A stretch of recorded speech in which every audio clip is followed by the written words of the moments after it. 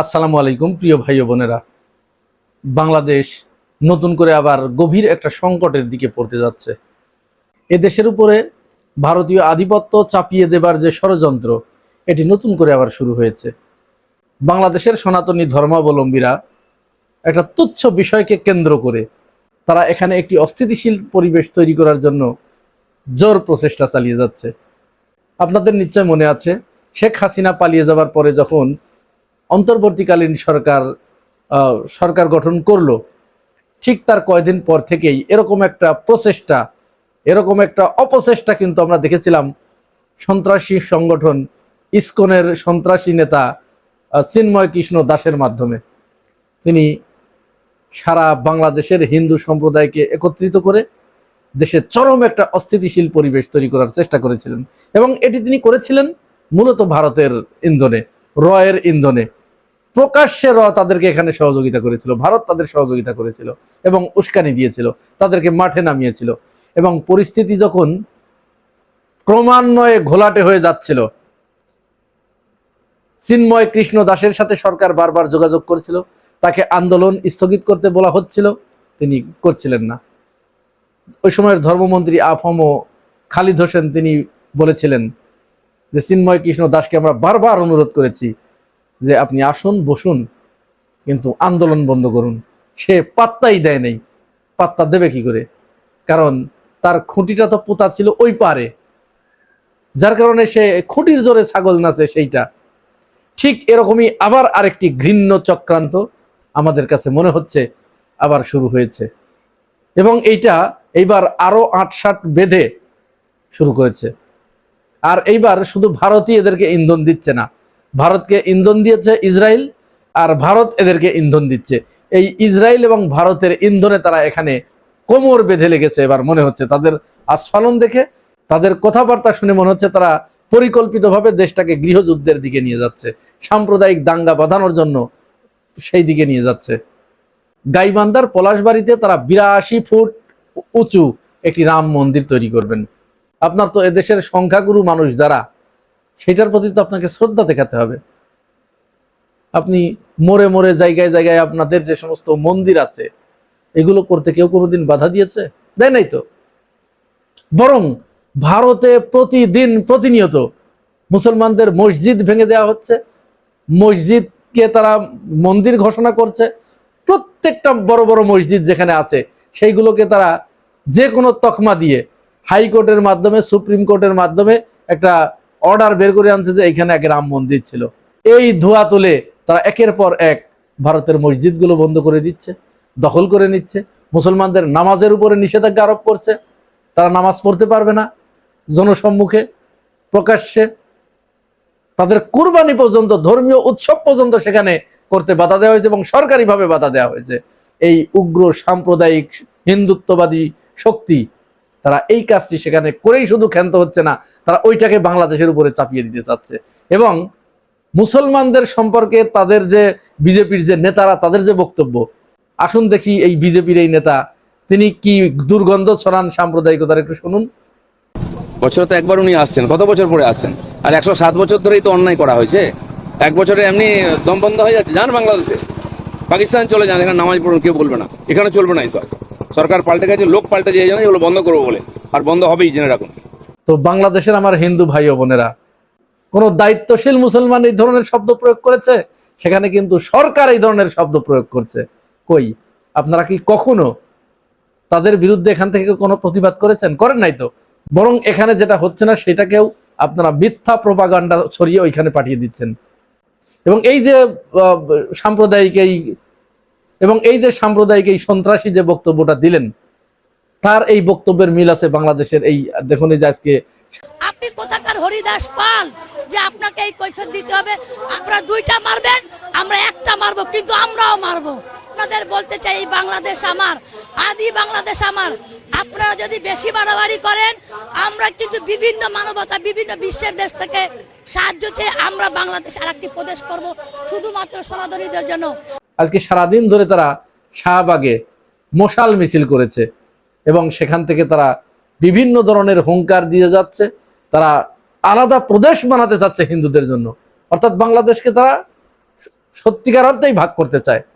এটি তো আসলে ওই রামের মূর্তি স্থাপনের ভিতরেই সীমাবদ্ধ নয়, এইখানে তাদের বিরাট একটা এজেন্ডা আছে। কারণ আপনারা জানেন যে ভারত বাংলাদেশের সীমান্তবর্তী 4টা জেলার কাছে তাদের একেবারে বেসমেন্ট তৈরি করছে, সামরিক বেসমেন্ট। মূলত তাদের নজর পড়েছে রংপুর বিভাগের উপরে, তারা রংপুর বিভাগটাকে ওইদিকে নিয়ে যেতে চায়। এবং তারই কিন্তু ইঙ্গিত দিলেন এই ভদ্র মহিলা। তিনি বলছেন আমরা কাউকে ছাড়বো না, আপনারা যদি একটা মারেন আমরাও একটা মারবো। এটা কোন ধরনের উস্কানি? পরিকল্পিতভাবে এই ধরনের ঘটনার দিকে ঠেলে দেয়া হচ্ছে। এখানে একটি বিষয় আপনাদের কিন্তু মাথায় রাখা দরকার, এই যে তাদের যে এই যে বক্তব্য, এটা তো পুরো একেবারে গোলযোগ বাঁধানোর মতো, কেওয়াজ বাঁধানোর মতো কথা। কিন্তু কি ধরনের উস্কানি দেখুন, যে বাংলাদেশে তারা হিন্দুদের জন্য আলাদা একটা প্রদেশ গঠন করবে এবং মারতে আসলে পরে একজন মারলে তারাও একজনকে মারবে, এবং তারা আন্তর্জাতিক সম্প্রদায়ের কাছে তারা এই বিষয়টা তুলে ধরবে। তারা যে মানববন্ধনগুলো করছে, এখানে তারা ইংলিশে লেখা প্লাকার্ড নিয়ে, ব্যানার নিয়ে দাঁড়িয়েছে, তার মানে আন্তর্জাতিক দৃষ্টি তারা আকর্ষণ করতে চাচ্ছে। এই যে উস্কানি, এই উস্কানির ফাঁদে পা দিয়ে যদি কোনো মুসলমান মনে করেন তাদের একজনের অ্যাটাক করে বসে, এই সুযোগটাই কিন্তু এই কট্টর হিন্দুত্ববাদী সাম্প্রদায়িক শক্তি এটা তারা চাচ্ছে। ভারত এটাই চাচ্ছে, কারণ সেখানে প্রতিনিয়ত মুসলমানদের উপরে যে নির্যাতনটা করা হচ্ছে, তাদের ধর্মীয় অনুভূতিতে যে একের পর এক আঘাত করা হচ্ছে, তাদের ধর্মীয় স্বাধীনতা একেবারে নাই করে দেয়া হয়েছে, সেইটাকে ঢাকার জন্য তারা এইখানে এই পরিকল্পিতভাবে এই কাজটা করছে। তাহলে যখনই এখানে কোনো মুসলমান কোনো হিন্দুর গায়ে হাত তুলবে বা একটা কেওয়াজ লাগবে, তখন ওই যে ইসরায়েল ভারতকে বলে দিয়েছে, এটা তারা আন্তর্জাতিকভাবে নিয়ে যাবে যে এটা হামাস ওখানে ঢুকে পড়েছে। অর্থাৎ ইসরায়েল ইরান থেকে লাথিগুড়ি খেয়ে এসে এখন এই দিকে নজর দিয়েছে যে পাকিস্তান, বাংলাদেশ এবং ভারত, এই 3টা দেশের ভিতরে একটা গোলযোগ বাঁধিয়ে দেওয়া হবে, এবং এইখানে যে হামাস আছে বাংলাদেশ এবং পাকিস্তানে, এইটা প্রমাণ করা হবে। প্রমাণটা কিভাবে করবে? যখনই ওই হিন্দুদের সাথে তাদের কেওয়াজটা বাঁধবে, তখন ইসরায়েলের পত্রপত্রিকা তারা আন্তর্জাতিকভাবে এটা তুলে ধরবে যে এই হামাস সন্ত্রাসী সংগঠন, তারা বাংলাদেশে প্রচুর পরিমাণে সৃষ্টি হয়েছে, জন্ম নিয়েছে, তারা ওখানে কাজ করছে, আর এই যে তারাই এই হিন্দুদের উপরে হামলাটা চালিয়েছে, এটা তারা প্রমাণ করবে। আর এখান থেকে ভারতও ফায়দা লুটবে, পতিত স্বৈরাচার আওয়ামী লীগও এদের সাথে যোগ দিবে, অলরেডি দিয়ে ফেলেছে। যোগ দিয়ে তারা এই যে গোলযোগগুলো করার চেষ্টা করছে, এবং আমার কাছে মনে হচ্ছে কেমন যেন একটু অশনি সংকেতের মতো মনে হচ্ছে। সরকার এই ব্যাপারে বিন্দুমাত্র কোনো প্রতিবাদ কিচ্ছু করতে পারছে না, কারণ একটা সরকারের টিকিটা যখন অন্য জায়গায় বর্গা দিয়ে আসা হয়, তখন মূলত তাদের আর কোনো ক্ষমতা থাকে না, কোনো মেরুদণ্ড থাকে না। এই যে ঘটনাগুলো ঘটছে, ভারতে এত মুসলিমদের উপরে অত্যাচার করা হচ্ছে, সরকারিভাবে, বাংলাদেশের সরকারিভাবে কোনোদিনের প্রতিবাদ জানানো হয়েছে? 2-4 বার প্রতিবাদ জানালেই কিন্তু সব সোজা হয়ে যেত। এই যে নিয়মিত সীমান্তে পুশিন করা হচ্ছে, ইতিমধ্যে 4800 জনকে পুশিন করা হয়ে গেছে, তারা আরো 200 জনকে পুশিন করবে, মোট 5000 জনকে তারা এখানে পুশিন করে দেবে। এবং বক্তব্য তো শুনলেন যে ওই যে বিজেপি নেতা, ওই সন্ত্রাসীর, সে কি বলল? বাংলাদেশে চলে যাও, নামাজ পড়বা, বাংলাদেশে চলে যাও, পাকিস্তানে চলে যাও, এখানে ওগুলো হবে না। কোন রাষ্ট্রের গুরুত্বপূর্ণ ব্যক্তি এই ধরনের বক্তব্য দিতে পারে? শুধুমাত্র সন্ত্রাসী যারা, ধর্মীয় মৌলবাদ যারা, তারাই এটা করতে পারে। মজার ব্যাপার হচ্ছে, আমাদের দেশের এই হিন্দুরা, এই যে আজকে যারা এই আন্দোলন করছে, এরা আবার ওখানে জঙ্গিবাদ, এই জঙ্গিরা আমাদের, মুসলমান জঙ্গিরা আমাদের উপর আক্রমণ করছে, আমাদের স্বাধীনতা হরণ করছে, ইত্যাদি ইত্যাদি বলার চেষ্টা করছে। আপনাদের উপরে কিচ্ছু করা হয় নাই, ভারতের তুলনায় আপনাদের উপরে কিচ্ছু করা হয় নাই। আমাদের এই দেশে, এই বাংলাদেশে মন্দির ভেঙে মসজিদ করা হয় নাই, এই ইতিহাস আমাদের নাই। মূলত ভারত এই কাজটি নিরবিচ্ছিন্নভাবে করে যাচ্ছে, একের পর এক, এই বিএনপি সরকারের উপর চাপ প্রয়োগ করার জন্য। বিএনপি সরকারের বিরাট একটা অংশ ভারতের কাছে তাদের পিছনটা বর্গা দিয়েছে, এখন আর অন্য কিছু বর্গা দেয় নাই, পিছনটা বর্গা দিয়েছে। পিছন বর্গা না দিলে একটা দেশের মানুষ কি করে তার বিপক্ষে আর একটা দেশের পক্ষে কথা বলে? এই বাংলাদেশে আওয়ামী লীগের একেবারে 100% একজন আওয়ামী লীগের নাই যে দেশপ্রেমিক, যে বাংলাদেশের পক্ষে কথা বলবে। প্রতিটা আওয়ামী লীগের গতকাল যে শিশুরা জন্মগ্রহণ করেছে ও যদি আওয়ামী লীগ হয়ে থাকে ও ভারতের পক্ষে কথা বলবে। একেবারে নির্ভেজাল খাঁটি ভারতের দালাল। বিএনপির ভিতরে অর্ধেক অর্ধেক, আর বাকি কিছু সংখ্যক মানুষ তারা বাংলাদেশের পক্ষে দাঁড়িয়ে বাংলাদেশের স্বাধীনতা পাহারা দিয়ে যাচ্ছে। একটা দেশে আপনি ভারতে কয়জন দালাল পাবেন? একটা দালালও পাবেন না বাংলাদেশের। কিন্তু এখানকার এলিট, মিডিয়া, রাজনীতিবিদ, আমলা তারা ভারতের পা চাটার জন্য জিহবায় পানি লক লক লক লক করে তাদের পড়ছে জিহবা দিয়ে। এরকম একটা দালাল শ্রেণী যদি থাকে তাহলে সেই দেশ আর কোনোদিন আগাতে পারে? সার্বভৌমত্ব টিকিয়ে রাখতে পারে?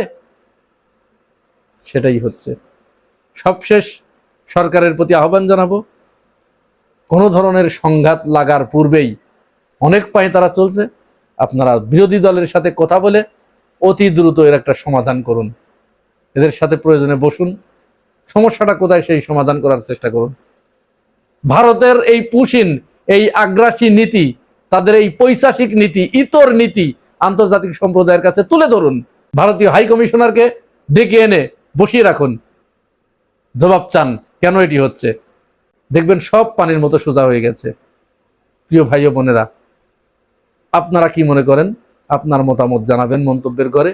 আর আপনি যদি আমার এই চ্যানেলে নতুন হয়ে থাকেন তাহলে চ্যানেলটি সাবস্ক্রাইব করে পাশে থাকবেন। আজ এ পর্যন্তই, ভালো থাকবেন, আল্লাহ হাফেজ।